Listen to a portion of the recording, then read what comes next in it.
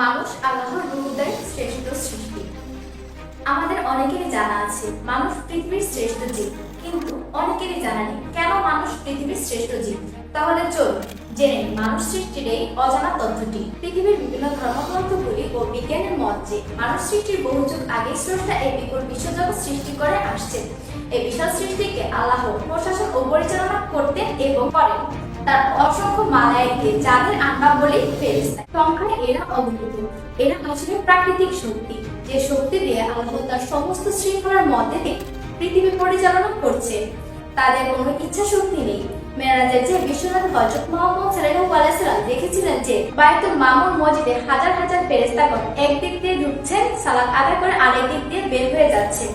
এদের সংখ্যা বলতে যে বিশ্বনবী সাল্লাল্লাহু আলাইহি ওয়াসাল্লাম বলেছিলেন যে যারা একবার সালাত আদায় করে বের হয়ে যাচ্ছে তাদের আর দ্বিতীয়বার সালাত আদায় করার সুযোগ আসবে না। অর্থাৎ এদের সংখ্যা অগণিত।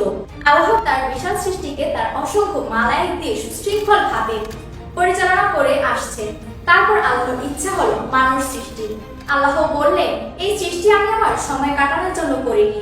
তিনি দেখতে চান তোমাদের মধ্যে কারা ভালো কাজ করে আর কারা খারাপ কাজ করে। তখন ফেরেশতারা বললেন, ওরা তো পৃথিবীতে ফাসাদ সাফা প্রতিমা করবে, অর্থাৎ অন্যায়, অশান্তি আর রক্তপাত, রাহাজানি ইত্যাদি করবে। এখানে একটি বিষয় লক্ষণীয় যে মানুষ সৃষ্টির বিরুদ্ধে চুক্তি হিসেবে মালায়েকরা কথা বলেনি। মানুষ মসজিদে, মন্দিরে, গির্জার প্যাগোডায়, সিনাগগে আল্লাহর উপাসনা করবে না, উপবাস করবে না, তারা এসব বলেনি। তারা বলেছে অন্যায়, অশান্তি, ঝগড়া, বাহাস, রক্তপাত ইত্যাদিতে লিপ্ত হবে। আল্লাহ কি বোঝেনি মালায়েকরা কি বলেছিলেন?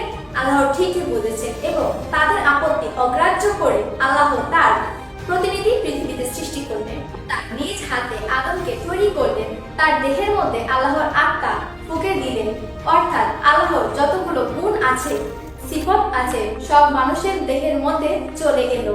আল্লাহ বলেছেন মানুষকে আমি আমার আমানত দিয়েছি এবং তিনি আরো বলেছেন মানুষ সৃষ্টির প্রত্যেক জিনিস সম্পর্কে জ্ঞান লাভ করবে। অতএব মানুষকে বিজ্ঞান শেখানোর পর তিনি মালায়েকদেরকে ডেকে সব জিনিস সম্পর্কে জিজ্ঞেস করলেন। তারা বলতে পারল না, কারণ মালায়েকরা প্রাকৃতিক শক্তি মাত্র। এজন্য বলা যায় মানুষ আল্লাহর রূপের শ্রেষ্ঠ জীব। আল্লাহ তার প্রতিনিধি আদম সৃষ্টি করলেন এবং তার স্ত্রী সহ পৃথিবীতে পাঠিয়ে দিলেন। কিভাবে তারা জীবন পরিচালনা করবে, কিভাবে তারা পৃথিবীতে শান্তিতে থাকতে পারবে, সে ব্যবস্থা প্রণয়নের ভার আল্লাহ নিজেই নিলেন। কিন্তু মানব জাতি তাদের লক্ষ্য উদ্দেশ্য ভুলে গিয়ে আজ নানা রকম অশান্তিতে লিপ্ত হয়েছে এবং ফেরেশতাদের বলা কথা আজ প্রমাণিত হয়েছে যে মানব সৃষ্টির পর পৃথিবীতে তারা অন্যায়, অশান্তি, রক্তপাতে লিপ্ত হবে। সম্মানিত দর্শকবৃন্দ, আপনাদের কাছে একটি প্রশ্ন রেখে বিদায় নিচ্ছি।